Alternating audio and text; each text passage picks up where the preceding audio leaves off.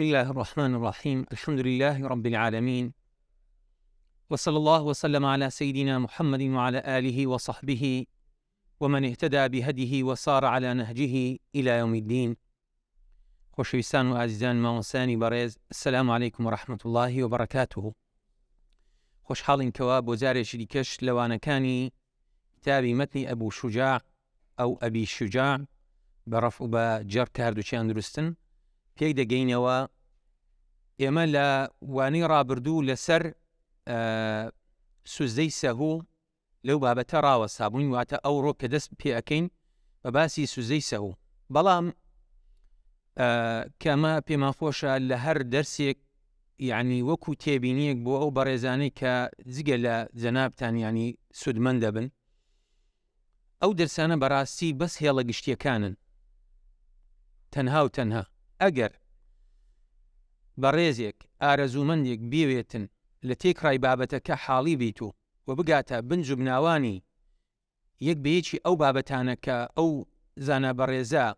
زۆر بە کورتی و پوختی دایناینە، لەو کتابەی ناگەینە ئەنجام. تەنانەت هەر لە خودی مەزەبی شافعی، زاناکانی مەزەبی ئیمام شافعی ڕزا و ڕەحمەتی خوایان لێبێ لە تێکڕایان، تەنانەت ئەوان ڕاجیاییان هەیە. کەواتە مەبەسمان لێرەدا ئەوە نییە ئەمە دەرگیەک وەکەینەوە لە ڕازیایی، نە، بەو مانایی واتە ئەوانەی کە وەکو تاڵیبی علمێک کە دەیانەوێتن زیاتر و زۆرتر بەهرەمەند بن لە زانستی شەرعی، ناکرێ بەوەندە ئیکتفا بکەن بڵێ وەڵا ئەمن فتح القەریب یان غایەت الاختصار ئەو کتابن خوێندیە و کەئەنەما ئەمن مهەیە ئەمنەوەی بچمە ناو خەڵکی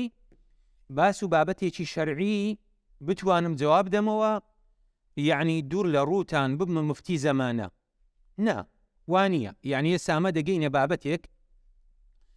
تەنانەت تەڵەبەکانی ئیمامی شافعی ڕازیاییان بووە کەوە شتێکی واریدە لە مەذهەبی ئیمامی ئەبوو حەنیفە. ئەگەر یعنی جەنابتان ئیطلاعتان بەسەردا هەبیتن، ئەو سێ تەڵەبە گەورانەی کە ئیمامی ئەبوو حەنیفە یعنی زۆر جار وەیە دەڵێن ئیمامی ئەبوو حەنیفە وەکو تەڵەبەکانی تی ئەوەندە بەتوانا بووینە، ئەو جابینی ڕەئی جیاجیان هەیە. کەواتە بەحەقەت ئەمە دەبی ئاگادار بین وەکو تاڵیب العلم،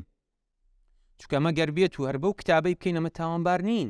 یعنی خوا نەخواسە مەفهومی مخالەفە لەو قسانەی من وەرگیرن، نە، لەبەرەوەی ئەو قسانە هەمووی هەڵێنجراون مستەنبەتن لە قورئان و حەدیث و هیچ شتێکیش لە شەریعەتدا شاراوە نییە. چوویتە ناو هەموو کونج و کون و کەلەبەرێک زۆر بە شەفافیش، هیچ کتابێکمان نییە ئەمە سڕی بێتن، هیچ جفرەیەکمان نییە، هیچ نهێنیەکمان نییە. ئەوەی کە دەیەوێتن ئەو هەموو لە بەردەستانە. بەڵام چی ئەوە فقهە، عولەما بە فروعیان ناوبردیە، کە بە فروعیان ناوبردیە فعلا ئیجتیهاداتی عولەما لە تێگەیشتن لە بۆدەقەکان ڕاجیایی پەیدا کردیە. ئەو ڕاجیاییە شتێکی واریدە تەنانەت لە بوونی پێغەمبەری خوا صلی الله عليه وسلم کە سەحابەکانی لە خزمەتدا بووینە، واتە لە ناو سەحابە ڕاجیایی بووە. جا دینە خزمەت ئەو باس و بابەتە کە باس و بابەتێکە بە حەقەت زۆر جاروەیە دەپرسێتن، بابەتی سوزدەی سەهوو. ئەو زانا بەڕێزە ئەفەرمێ والمەتروک من الصلاة ثلاثة أشياء. ئەوانەی کەوا ئینسان لە نوێژێ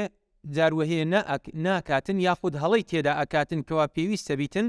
سوزدەی سەهوو لێو باتن، سێشتن هەروەکو لە وانەکانی ڕابردوو باسمان کرد، فەرض وسنة وهيئة.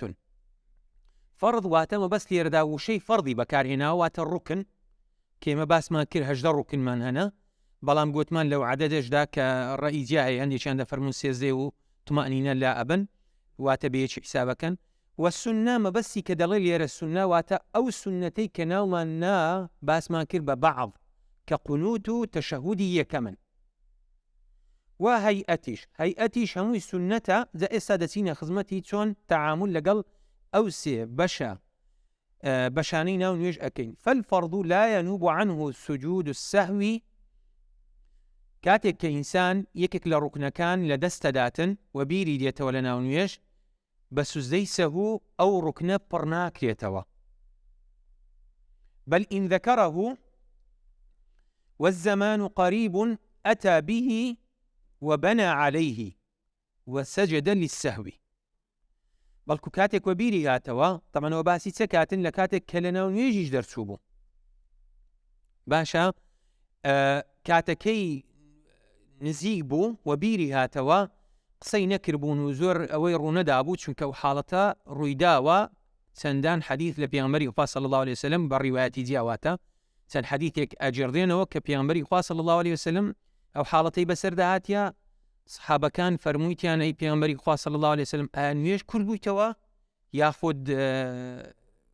تووشی حاڵەتێک بووی کە بڵێن سەهود کردیە جا پێغەمبەری خوا صلی الله علیه وسلم گەڕایتەوە ناو نوێژێ والزمان قريب أتى به أو فرزك وتركنك أنجام داتو وسجل وبنى عليه نويجك دس بأكاتو استئناف ناكات بل كراسة خو طواويك سير كعاتي كردينا وبيري هاتو ركعاتي چينا كرديا راسة خو دا سير كعاتي ديكش أكاتو لقل سيما ليك داتن وبرلويك سلام داتو دو سوزدي سهو أنجام دات والسنة لا يعود إليها بعد التلبس بالفرض بەڵام هەر یەکێک لەوانەی کە باسمان کرد قونوت و کە لە مەزەبی شافعی سنەتە بە بەعضدا ئەندرێتن بە بەشێکی نوێژ و تەشەهودی یەکەم واتە تەحیاتی یەکەم کاتێکەوە لە دەستیدا لە بیری چوو لە کاتی خۆیان لە ئەنجامداتن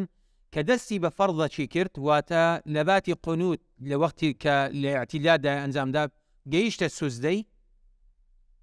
ئەوە فەرزێک هاتە پێش مادام وەیە لەبەرەوەی گەیشتە فەرزەچی ناگەڕێتەوە بۆ قونوتی دووبارە هەڵناستەوە یان تەحیاتی یەکەمی لەبیر کرد هەستاوە قیام ڕوکنە وەکو باسمان کرد جگە لە فاتحە بەخۆی ڕاوەسانیش ڕوکنە تازە دانانیشتەوە لە بۆ تەحیات بەڵکو چە کاتن یەسجود للسەهو عنها بەڵکو سوزدەی سەهو پێشی سەلامدانەوە لە بۆی ئەنجامەداتن بەڵام ئەگەر کاتەکە نزیک بوو هێشتا دەستی پێ نەکردبوو بۆ نمونە لە تەحیات ویستی هەڵبستیتەوە ئەوە حرەکەی کرد ئەوە دا ئەنیشتەوە لەبەرەوەی نەگەیشتە قیام یان لە قونوت ویستی دابەزیتن تەمەنەوەمە لە کەسێک دەڵێن کەوا بەڕاستی پابەندە بە مەزەبی شافعی کەس قونوت وەکو سنت ئەنجامەداتن بەڵام ئێستا خەڵکێکمان هەر بە عەمدی نایکاتن بەڵام لە مەذهبی ئیمامی شافعی و ئیمامی مالیک قونوت سنەتە والهيئة لا يعود إليها بعد تركها ولا يسجد للسهو عنها كاتك كوايكك هيئة كان زور بون يعني ديقا لركن كانوا أو دو السنتانا هر شتيشي دي كلناو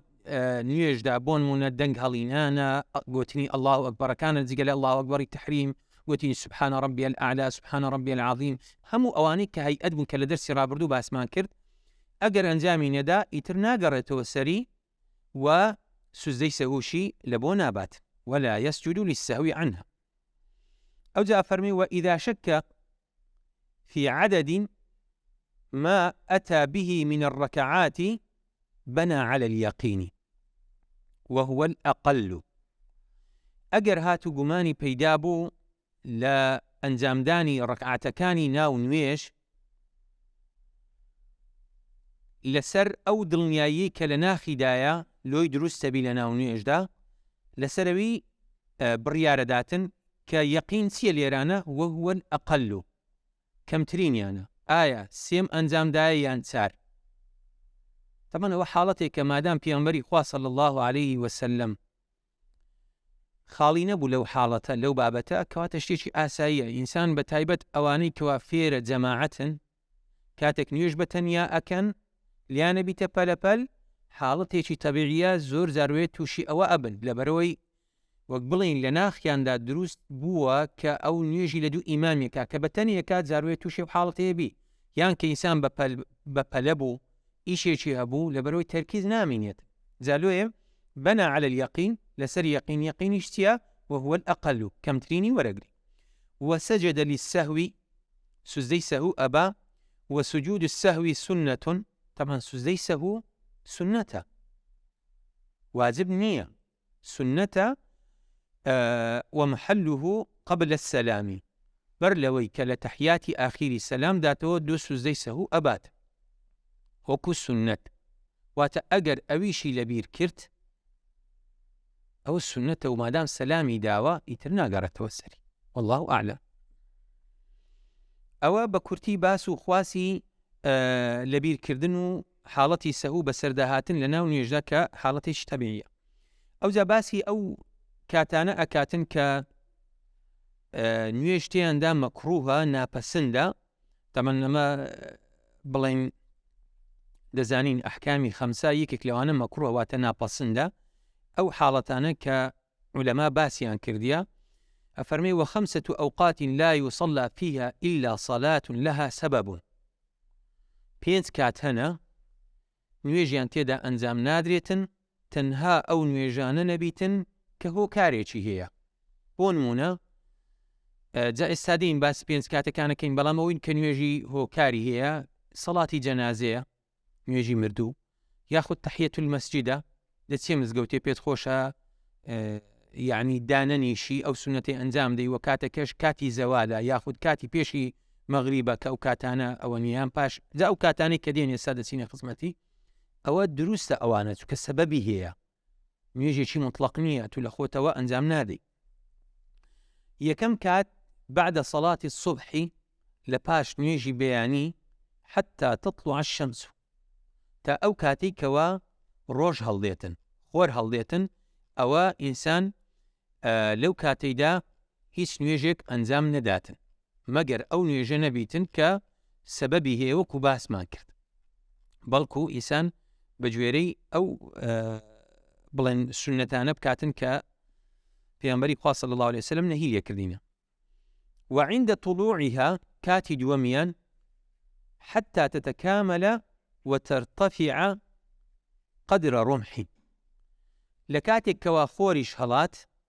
واتا استدو كات اكون دواي يكتري لكاتك كا دواي نوجي بيانية ولكاتك حتى خور هلدي لدواي خور هلاتنيش تاكو بأندازي رمحيك لا برامبر تساوت يعني كاتو تساو لآسو اكي لخور هلاتكي تا اوندا برز بيتوا لو كاتش دانا كي كابيامري خوا صلى الله عليه وسلم نهي لي كرديا. أفرمي لا تحروا بصلاتكم طلوع الشمس ولا غروبها فإنها تطلع بقرني الشيطان كبخاري إمام بخاري رحمة خالي ويجي رايكو، يعني لو كاتانا دا باشنية كإنسان أنزامي بداتن. كمان حديثي دي كشي لسرة بلام إترار أقر اكتفاء بكين، يعني فرمي لا صلاة بعد صلاة الفجر حتى تطلع الشمس، يعني أو ليرباسي أو يكاتل. فرمي ثم فإن الصلاة مشهودة محظورة حتى يستقل الظل بالرمح ثم أقصر عن الصلاة فإن حينئذ تسجر جهنم فإذا أقبل الفيء فصلي. أو في أمر إخوة صلى الله عليه وسلم لفرموليش كده باس كاتن واتا إنسان لو كاتج دانا كاتن تاكو كطواو خور بجويري اندازي رميك برزبيتو. وإذا استوت حتى تزول كاتێک کەوا خۆر دێتە ناوەڕاستی ئاسمان کە کاتی زەوالی پێ ئەڵێن ئەگەر هیچ نوێژێکی ئەوە نەبوو یعنی بۆ نمونە و پێشتر چوبیە مزگەوتێ سەڵات تەحیەت المەسجید دواتە ئەنجام دابوو هەڵمەستە سونەتێکی دیکە بکەی با تەواو زەوال ئەنجام بدرێ بڵێن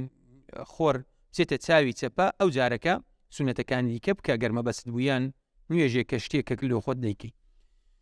وبعد صلاة العصر حتى تغرب الشمس لپاش نوێژی عسر تاکو خۆر ئاوا ئەبێ. لێش دەبینین لە پاش نوێژی بەیانی و ئیعاسر هەردووچیان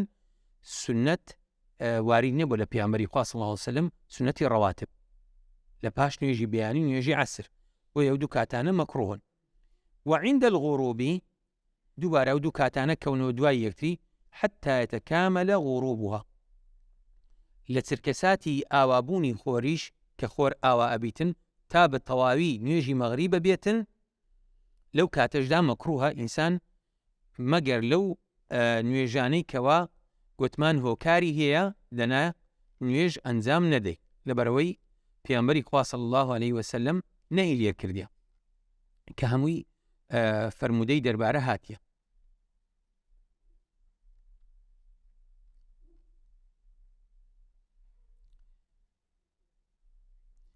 بەڵام لەبەرەوەی ئەلحەمدولیلا ئێستا خەڵک زۆرە چیتە عومرە و ئەوانە دەربارەی مەکەنین لەو نوێژانەی کە باسمان کرد و غەیری وانیش هیچیان مەکروه نین لە مەکەی. واتە ئەوە تایبەتمەندیەکە کە پێغەمبەری خوا صلی الله عليه وسلم حەدیثی دەربارە هەیە، ئەفەرمێ یا بني عبد مناف لا تمنعوا أحدا طاف بهذا البيت وصلى أية ساعة شاء من ليل أو نهار. كحديثك إمام أبو داود الترمذي والنسائي وابن ماجه أجرنوا حديثك صحيحة. واتا لو أو خۆشەویستانەی کە سەفەری عومرە كان كبون هنا بڵێن ئەو پێنج کاتانە مەکەی مکەڕەمە بڵێن کەعبە بەدەرە لەو کاتانە، چونکە پێغەمبەری خوا صلی الله عليه وسلم هەر فەرمانی کردێ کە هیچ کەسێک نە لە تەواف نە لە نوێژ لە کەعبە لە شەو و ڕۆژدا مەنع نەکرێت. دێینە سەر باس و بابەتێکە کە زۆر مهمە، نوێژی جەماعەت. فەرمێت وصلاة الجماعة سنة مؤكدة. لەوانەیە ئێستا بە خەیاڵی زۆر ئەماندا بێتن باش ئەمە بە فەرزی عینیەتی بە فەرزی کفایەتێ گەیشتین. بەڵێ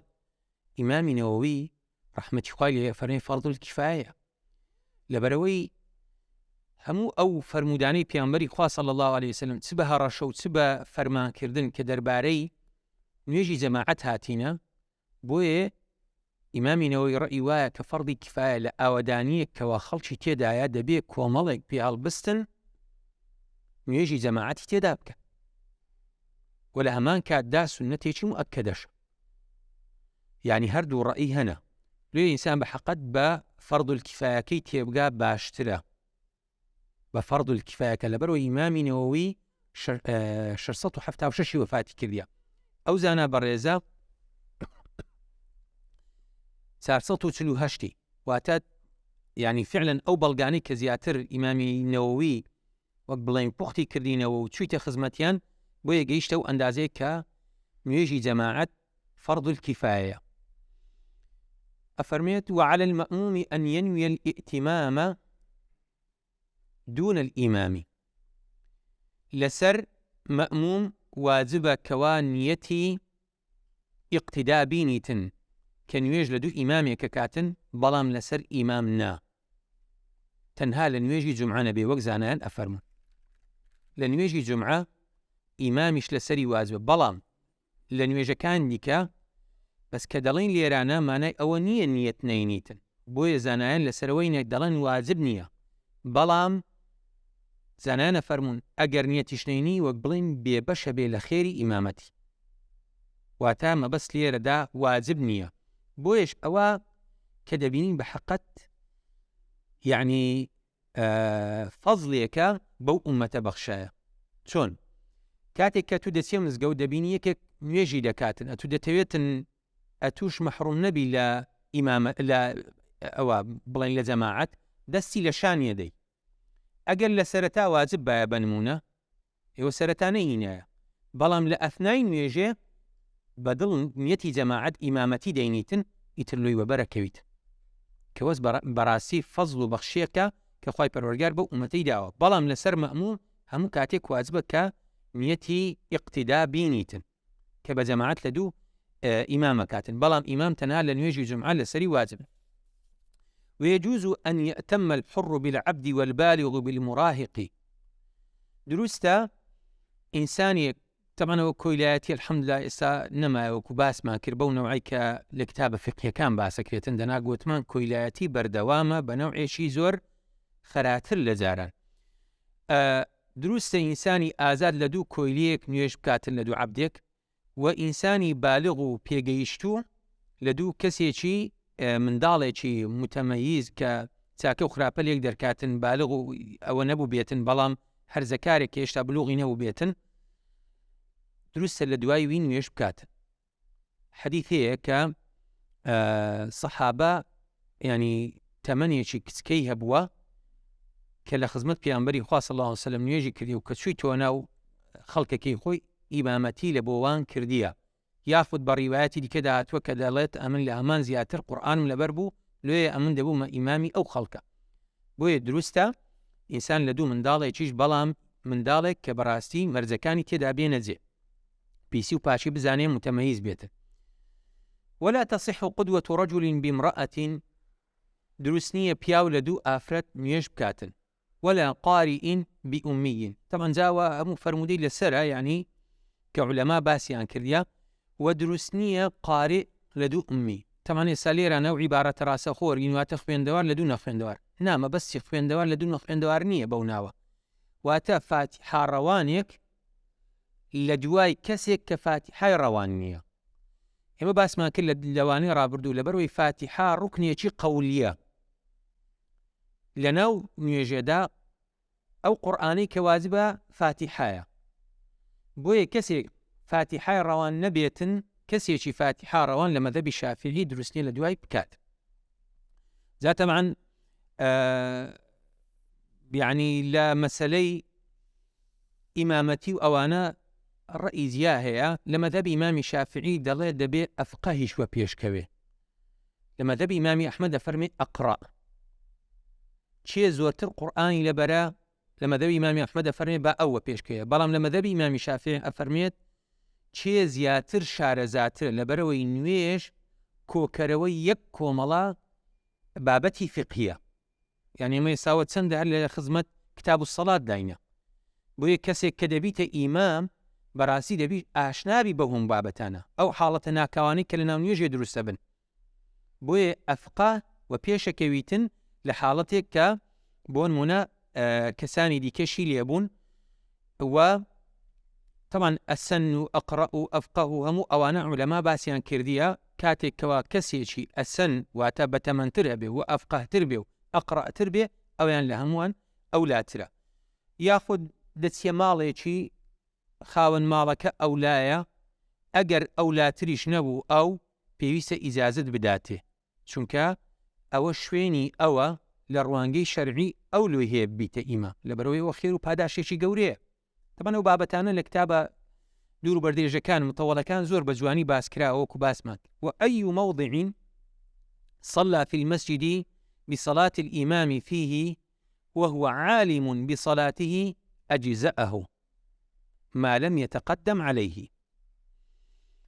لە هەر شوێنێک بۆن منە مزگەوتێکی گەورەیە ماشەڵڵا ئێستا الحەمدوللا مزگەوتی گەورە زۆرن. لە هەر شوێنێک لە مزگەوتێدا کردی کەسێک کە مەئموم بوو ئیقتیدای بە ئیمامێک وە کرد و ئاگای لە چۆنیەتی کردنی ئیمام بوو کە چۆن نوێژێ ئەکا جای تر دەیبینی دەنجی ئەگەیشتێ بە شێوازێک لە یعنی لە شێوازەکان ئەوە دروستە بەڵام بە مەرزێک و پێشی نەکەت بیتن. طبعا هەتا ئەو ئەندازەی کە لە ئاسی یەکتریدا بن نوێژ دروستە بەڵام نابیوە پێشی بکەوی نابیوە پێشی بکەویتن واتە کاتێک کە بۆن منە مزگەوتە ئەبینی زۆر جار مینبەر و ئەوانە لە پێشترن و کەلەنێکەیە لەولای ینی لەولا و لە دەسەڕاست و دەسەچەپەکان نابێ ئەو کەسە بچێتە ئەو کەلەنە ینی مزگەوتی وا هەیە بە حەقەنجا چلۆ جوانی و لێکرایەت بە شێوازێک دەبێ ئاگادار بێت. وإن صلى في المسجد والمأموم خارج المسجد قريبا منه وهو عالم بصلاته ولا حائل هناك جاز. ئەگەر هاتو ئیمام لە ناو مزگەوتێ بوو مەئمومەکەش لە دەرەوەی مزگەوتێ بوو بەڵام لێی نزیک بوو و ئاگاداریش بوو بە نوێژی ئیمامەکەی واتە دەیزانی بۆ نوێسا کەرستە زۆرە ینی چ بە دەنگە چ ئێستا بڵێن ینی جام وشتیوە بڵێن ئەوە دەرکە وشتیوە بڵێن گەورەترە بەو شێوازە هیچ پەردەیەک نەبوو لە مابەینیان ئەوە دروستە. بەڵام ئایا ئەو شتە ئەنجام بدەین کە دەڵێ دروستە ئەمە لە دەرسی ڕابردوو باسی ئەومان کرد گوتمان ئەبوو بەکرە کە هات تەنانەت لانی لەو فەرمودانە چەند ڕیوایەتێک هاتیە ئەڵێ لە ڕکوعدا خشی هەتا گەیشتەوە سەفی پێغەمبەر صلی الله علیه وسلم ینی سەفی سەحابەکان لە دوای پێغەمبەری خوا صلی الله علیه وسلم پێغەمبەر فەرمووی صلی الله علیه وسلم زادك الله حرصا ولا تعود. خوای گەورە ئەو حرص و ئەو سووربوونت لەسەر جەماعەتێ زیاد کە بەڵام دووبارەی مەکەوە واتەمە کە دەڵێن دروستە ئەو حاڵەتە. بۆیە ینی کەسێک لە ماڵی خۆی پاڵداتەوە لە تەنیش مزگەوتێ بڵێ وڵا دەنگم گوێ لێ بیوم ناکەتیمە پشتم ئەوەی وەکو عولەما فەرموشتی وا وارد نەبووە لە دەوروبەری مزگەوتی پێغەمبەری خوا صلی الله علیه وسلم سەحابە لە ژن و لە پیاو لە ماڵی خۆیان نوێژ ئەنجام بدەن و نەچنە مزگەوت. بێگومان خۆ مزگەوت و تاق و دیواری جارانی شۆکو ئێساکە نەبووە وایە نەوەندە بەرز بووە نەوەندە دیوارەکان کۆنکریتی و بە شێوازێکی کە ئێستا دەبینی بۆ ئێمە کە دەڵێن دروستە یعنی حاڵەتە و ئەو ئەندازەی کە دانراوە کە ئینسان خێر و پاداشی و بەرەکەویتن سێ ذیڕاعیان داناینە سەن لە سێ ذیڕاواتە مەتر و نیوێک زیاتر لە ئیمام و دوور نەکەویتەوە نێوان ئیمام و مەئموم و ئەو ئەندازەی کە غایەی ینی ئەقسا دانرایە زۆرترین ماوە لە مابەینی ئیمام و مەئموم 300 ذیڕاع دانراوە کە دەکاتە 150 مەتر نزیکەی ئەگەر ذیڕاع بە نیو مەتر لێک دەینەوە تقریبا نیو مەترەکاتن نیو باڵەکاتن لێ یعنی ئەوە دروستیە بەڵام نەک بەو مانای ئینسان لی پاڵداتەوە یاخود بچیتن هەر بڵێ وەڵا خۆ دروستە با بەو شێوازە ئەنجام بدە والله ئاعلم. دێینە سەر باس و بابەتێکی دیکە کە زۆر گرینگە لەبەرەوەی بەڕاستی ئێستا خەڵک الحەمدولله وەسائیل زۆرە و لە هەمان کاتیشدا سەرقاڵیش زۆرە مەسەلەی نوێژی مسافر نوێژی گەشتیار کە حاڵەتێکە ینی زۆر زاروی ئینسان لەوانەیە شتەکانی لەبیر بچن یاخود کەویتە ڕازیایی لێرانە بە کورتی پوختی لۆمان باسە کاتنە فەرمێ ويجوز للمسافر قصر الصلاة الرباعية ب5 شرائط دروستە ئینسانی ئیماندار نوێژی ڕوباعی واتە 4 کاتەکان کە نوێژی نیوەڕۆ و عەسر و عیشایە کورت کاتەوە بە 5 مەرج یەکەمیان أن يكون سفره في غير معصية أو گەشتەی ئەو سەفەرەی کە ئەنجامەداتن لە بۆ تاوانباری نەبیت هیچ مەبەستێکی خراپی لە دڵدا نەبێتن یاخود نەچی بە کردار ئەنجام بدات. زانی خۆشەویستان عولەما باسی چیان کردیان تەنانەت کەسێک کاتی قەرزی هات بیتەوە ئەگەر قەرزدار بیتن بەبێ ڕوخسەت وەرگرتن لە خاوەن پارەکەی لە خاوەن قەرزەکەی ئەگەر بڕوا لە مەعسیەتدایە یعنی ئەو ئومەتە بەڕاستی لەبەر دوورکەوتنەوەی زۆر زاروێ دەکەویتە هەڵەیەکی زۆر یەکێک لەوانەی کە نوێژی لۆ دروست نیە لە مەدەبی شافعی ئەوەیە ینی ئەتوو بەڕاستی ئەگەر قەرزدار بی خەڵک زۆر قەرزدارە با بچین لە دوکاندارەکان پرسییان ئێستاەوە مارکێتەکان لێ دەرچن کەوان بشت بە قەرز نادەن ئەو سوپەرمارکێتان هەمووی کاشێر لەسەر و حاسی کۆتایی بە وەزعەکەی بەڵام ئەوەی دیکە کە خزم و کەس و کار و ناو کۆڵان و گەڕک و ئەو پێشنگایە گەورانە خەڵک چەند قەرزدارە کە تاوانێکی زۆر گەورەیە یعنی گەر بە ئەوەیەکی وەربگرین یعنی تەنانەت پێغەمبەری خوا صلی الله علیه وسلم فەرمێت کە شەهید بە یەکەم قەترە خوێنی دەکەوێتە سەر زەوی خوای پەروەردگار لە هەموو گوناهی خۆشەبی لە قەرز خۆش نابی حەق الناسە دوێ بەڕاستی بێمبالاتی کردن لەگەڵ قەرز زۆر کارەساتە خۆ قەرز وەکەڵە پیا و قەرزانەکە وایە ئیسان لەبەرەوەی دەستە بالۆ ئیشی گەورە ئەو قەرزەکە بەڵام لە هەمان کاتدا سلبیاتیشیا هەیە تۆ گەر نوێژی سەڵات المسافر لۆ دروست نەبیتن یانیەوە کارەساتە خوای گەورە پەنامەندە ئینشاءالله وأن تكون مسافته 16 فرسخا و ئەو ئەندازەی کەوا نوێژی تێدا کورتەکرێتەوە تەمان وەکو ئیتیفاقی نێوان هەر 4 مەزهەب ئاڕائی دیکە ناڵێ باشە دەبێ 16 فەرسەخ بێ ئەوەی کە لێک درایتەوە 16 فەرسەخەکە دەبێ 80 کیلۆمەتر بێ 80 کیلۆمەتر بێ ئەو کاتە لۆی دروستە نوێژ کورت کاتەوە وأن يكون مؤديا للصلاة الرباعية طبعا قول هي ئەمە لێرانە وەکو ئیجماع و وەکو قولی هەر 4 مەذهب کە باسی ئەوەیان کردیە بەڵام دەڵێت ما يسمى بالسفر هەر بە سەفەر ناو بنرێتن کە خەڵکێکی زۆرش ئێستاکە زیاتر ئەوەی وەرەگریتن یانی وەکو ڕوخسەیەک کە عەزیمەش باشترە ئینسان لەو حاڵەتەدا پشتی پێ بەسێتن و کاتی ئەنجامدانی نوێژەکە بێتن وأن يكون مؤديا للصلاة الرباعية واتە قەضا نەبێتن ئایا قەضا دروستە یان نە ئینسان ئەگەر لە سەفەردا بوو نوێژی چوو هەر لە سەفەردا دەتوانی ئەو نوێژەی بە کورتکراوەیی بجێڕیتەوە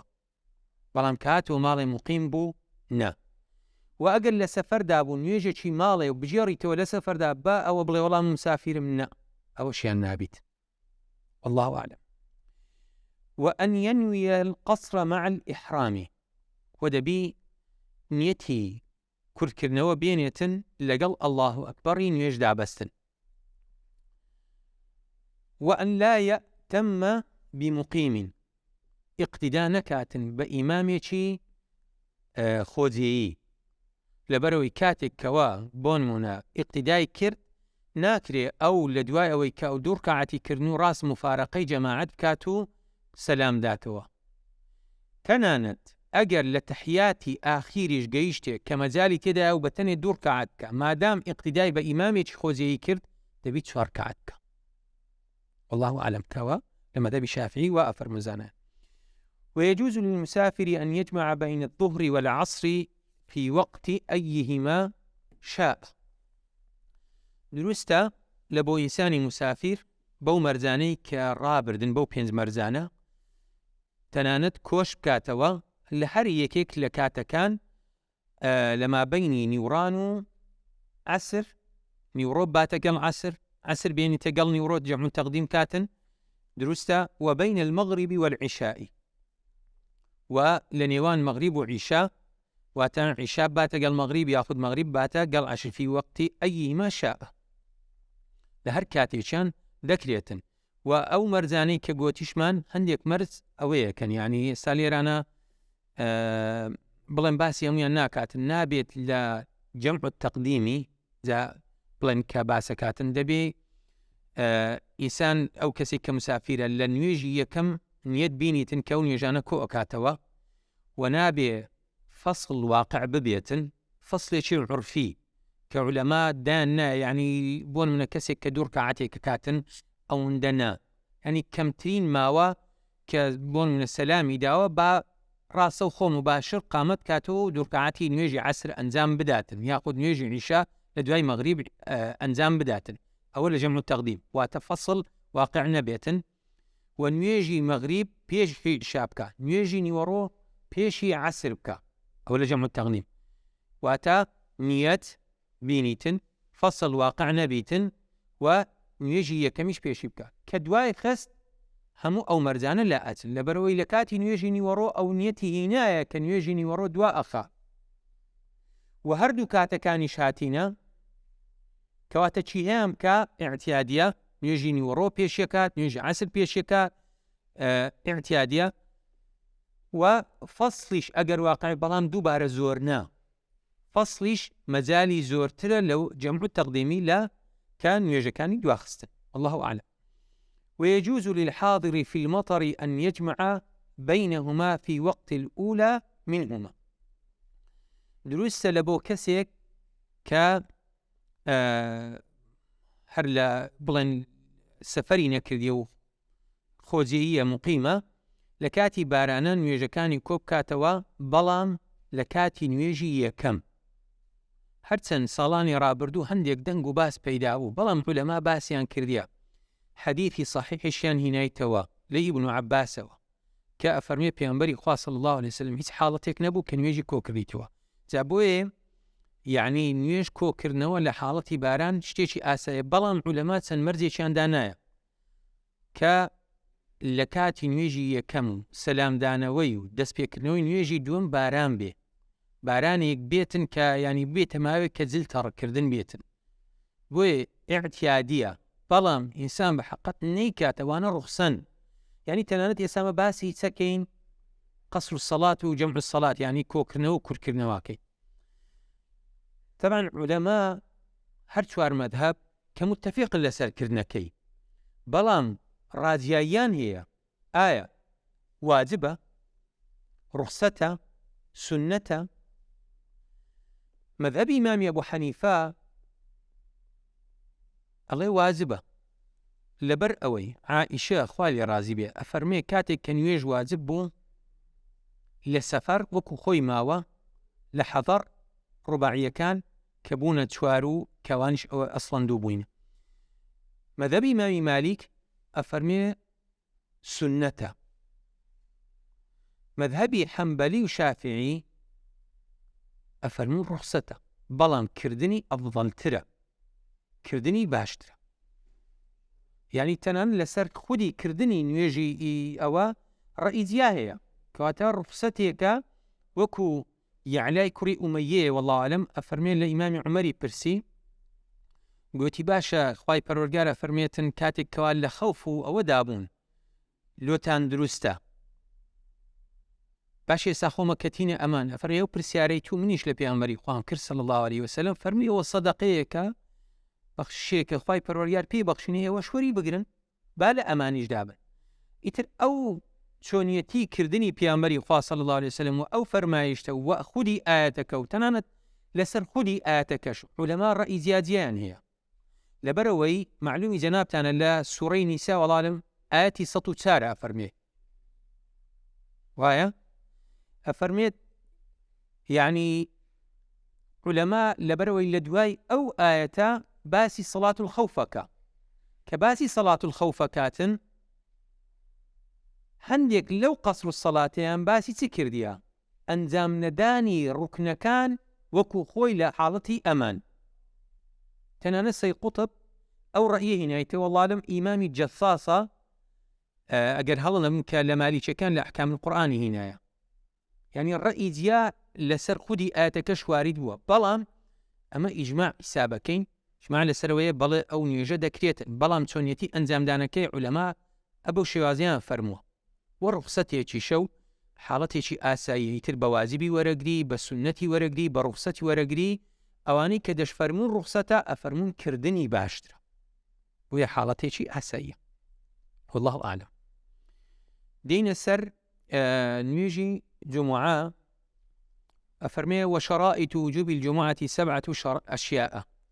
ئەو مەرجانەی کەوا ئینسان نوێژی جمعەی لەسەر واجبە بێ وەکو ئیماندار 7 مەرجن یەکەمیان ئەلیسلام تەمە لەسەر مسلمان واجبە بێتن دووەمیان البلوغ واتە ئەو ئینسانە مکەلەف بێ بالغ بوو بێتن کە واتە تەمەن وەکو تەمەن کەیش بێتە تەمەنی 14-15 ساڵی بە ساڵی ئیسلامی چ وەکو احتلام و خەوبینی والعقل و هۆش و بیری تەواو بێتنە و ئینسانە کە مکەلەف بێ والحریەت و ئینسانی ئازاد وەکو باسمان کرد ینی کۆیلە لەسەری ئەوەنیا والذکوریەت واتەن لەسەر نێرینەی ئومەت واجبە نەک لەسەر ئافرەتان نەک بۆ مانای ڕێیان لێ بژیرێت بەڵام لەسەر ئەوان واجب نییە والصحەت و لەسەر ئینسانی لەشساغ لەسەر نەخۆش نەخۆشێک کە هاتنە ناو قەرەباڵقی و یاخودمانەوە لە مزگەوت و ئەو حاڵەتانە کە چەند نەخۆشیەکەنە بەڕاستی ئەو ئینسانە لەوانەیە وەکو پێویستە نەتوانیتن ببینێتەوە ئەوە لەسەری وازنی وەلی ئیستیطان و ئەو کەسە خەڵکی ئەو شوێنە بێتن واتە ئەوەش مەرزێکە وشرائط فعلها 3 و مەرزەکانی ئەنجامدانی ئەو گوتمان لەسەر ئەو کەسانە دەبێ ئەو 7 مەرجیان تێدا بێتە جێ ئەوجا چۆن یاخودکردنی ئین نوێژەکەش 3 مەرجی پێویستە یەکەمیان ئەن تەکونە البەلەد میسڕە ئەو قەڕیە دەبێ شوێنەکە شار بێ یاخود ئاوەدانیە کەمتر لە شار گوند و ئەوانە بێتن ئەن یەکونە العەدەد 40 و ژمارەی کەسەکانیش 40 کەس بێتن من ئەهل الجمعەتی ئەو کەسانەی کەوا ئەو 7 مەرجانەی کە باسمان کرد تیاندا بێتە جێ واتە 40 کەسی کە ئەو مەرجانەی کە باسمان کرد 7 مەرجەکان تیاندا بێتە جێ جا تەمان ئەلێرە ڕازیاییەکی زۆر لە نێوان عولەما هەیە تەنانەت وەکو معلومات ئیمامی موزەنی کە درێژە پێدەر و بڵاوکەرەوەی مەذهبی ئیمامی شافعیە و ئیمامی شافعی کە لە مصر یعنی قولی جدید طرحەکات و پوختەی مەذهبەکەی خۆیە کاتن ئەو ڕەئی جیای هەیە لەگەڵ مامۆساکەی ئەفەرمێ لە کەمتر لە 40 دەبیت تەبان ڕازیایی زۆرە ئەو کاتێک کە پێغەمبەری خوا صلی الله علیه وسلم کە غیرەکە ئەگەڕێتەوە یعنی ئەو کاروانی لە شام ئەگەڕێتەوە کە 12 کەسیان لە دەورە ئەمینێتەوە لە دەورەی پێغەمبەری خوا صلی الله علیه وسلم یعنی تەنانەت ئەفەرمون تا ئەندازەی 3 کەس چوارەمیان ئیمام بێتن دروستە جمعەی بکەن یعنی ئەو ڕازیانە لە مەسەلەی ئیستیطان ڕادیایی هەیە لە نێوان عولەما بەڵام ئیتر ئەوە لە مەذهبی شافعی وا ئەفەرمێتن کە لێرانە لەو کتابەی باسەکاتن فەرمێت چل کەس بێت تەمان ئەوەش قەولی نوێی ئیمامی شافعیە ئەویش لە قەولی کۆنی لە چلی کەمتر بووە بەڵام هەر گوتمان ینی ئیمامی موزەنی کە قەولی نوێی پەرش و بڵاو کردی و ینی زیاتر لە سەردەستیوی کە ئەو ڕەیانەی نوێشی خەڵک پێیگەیشتیا ئەو جا ئەفەرمێتن لە چلیش کەمتر بێتن ئەکرێتن وأن يكون الوقت باقيا دەبێ ماوەی ئەوە هەبێتن لە کاتی کە خوتبەکان هەردووچیان و نوێژەکە ئەنجام بدرێتن ئەوەندە کاتە مابێتن بۆ ئەنجامدانی ئەو نوێژی جمعە و دووتارەکان فإن خرج الوقت أو عدمت الشروط ئەگەر هاتو کاتەکە نەما و مەرجەکان نەهات نەجێ صليت ظهرە ئەو نوێژی نیوڕۆ تەنها ئەکرێت و واتە خوتبە ئەنجام نادرێت ئەو جا فەرمیوە فرائضها ثلاثة فەرزەکانی جمعە سێنە خطبتان دوو خطبە يقوم فيهما ئیمام یافوت خەتیب واتە لەو ڕۆژەی کە خەتیبە دوو خطبان بدات و لە نێوانیاندا دابنیشێتن و یەجلیس بینهما واتە ڕابوەسێت و لە مابینیاندا دابنیشێتن کە معلومی جەنابتانە وأن تصلى ركعتان في جماعة دوو ڕکعەت لە دوای خطبەکە ئەنجام بداتن بە جەماعەت وهيئتها 4 خصال ئەو شتانەی کە سنەتن تەمان لێرە ئەفەرمێت چوار لە کتابەکانی کە واریدە تەمان بێگومان شتی دیکە دەفەرمێت چوار سنەت هەیە کە ئەنجام بدرێتن یەکەمیان الغسل خۆشوشتنە لە دوای فەجری دووەم بەڵام ئینسان ئەگەر هاتو پێشی خوتبە بیتن وەکو لە اقتصالات المەسنونە ئەگەر لە یادتان بێتن لە کتاب الطهارە باسمان کرد حەفدەمان هەبوون گوتمان هەمیان وا باشە نزیک من لە کاتی ئەنجامدان لۆ ئینسان بە جلوبەرگێکی خاوێن و بە بۆنێکی خۆش بچیتە ناو ئەو کۆمەڵە خەڵکە نەبیتە مای ئازار بەڵام لە دوای فەزی دووەمیشەوە ئینسان دەکرێتن ئەو غوسڵە ئەنجام بدات وتنظيف الجسد پاکردنەوەی جەستە لە هەموو ئەو پیس و چڵک و پۆخلانەی کە هەن ولبس الثياب البيض واتە پۆشینی زلکێکی سپی کە پێغەمبەری خوا صلی الله عليه وسلم ئەفەرمێن زلکی جوان لەبەر بکەن و زلکی سپیشی هەڵبژاردی ئەفەرمێ لەبەری بکەن تەنانەت ئەفەرمێ مردووەکانیشی پێکفن بکەن واتەوە سنەتێکی پێغەمبەرە صلی الله عليه وسلم بەڵام بەو مانایە لە زلکی دیکە ئینسان نەتوانێت ئەنجامی بداتن ئەوە سنەتە وأخذ الظفر ونینۆکردن والطيب وەخۆ بۆن خۆشکردن چکە دەچێ ناو خەڵکی و دەمینێەوە بە تایبەت لە وەرزی هاوین و ئەوانە کە بەڕاستی ئەو سنەتانە لەو کاتیدا زۆر وەبەرچاوەکەون ويستحب الإنصات في وقت الخطبة لێرە ئەفەرمێ سنەتە بێدەنگبی لە کاتی خطبەدا بەڵام نەک بەو مانایە کە دەڵێن سنەتە واتە تو قسە بکەی بڵێ واجب نی نا ئەوە قسەی ئەو زانایەیە کە عولەما ئەفەرمون پێویستە ئینسان بێدەنگ بیتن لەبەر ئەوەی دوو خوتبەکان پێغەمبەری خوا صلی الله عليه وسلم فەرمووە وەبەر دوو ڕکعەتی نوێژی نیوەڕۆ ئەکەون بۆیە ئینسان بەڕاستی لە کاتی خوتبە بێدەنگ بیتن تەبەن حەدیثی لەسەرە کە کەسێک لە کاتی والله ئەعلەم ئەبوو ذەڕە لە ئوبەی کوڕی کەعبە پرسێتن ئەفەرمێتن باشە سەبەب نزولی ئەو ئاەتە چ بوو کە ئوبەیەک کە لە عالمەکانی سەحابە ڕەزا و ڕەحمەتی خوایان لێبێتن ئەفەرمێت جوابی نەداوە تا دوای نوێژ گوتی باشە تو لەوەت کرد چوونە خزمەت پێغەمبەری خوا صلی الله علیه و سلم پێغەمبەر صلی الله علیه و سلم تەئیدی قسەی ئوبەی کرد بۆیە بێدەنگ بوون بەڕاستی لە کاتی خوتبەدا ومن دخل والإمام يخطب صلى ركعتين خفيفتين ثم يجلس کەسێک کە هات ئیمام دەستی بە خوتبە کردبوو کە بەڕاستی بێبەشیش بۆ لە خێر و پاداشتی گەورەی خوتبە ڕۆژی جمعە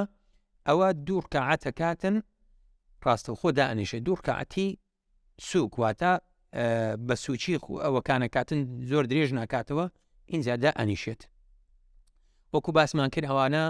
بەڕاستی کۆمەڵە بابەتێکی زۆر پێویست بوون بەڵام ئەو زانا بەڕێزە بە کورتی و پوختی وەکو سەرەداوێکی داینێ وەکو هێڵەگەشتێکی داینێ بەڵام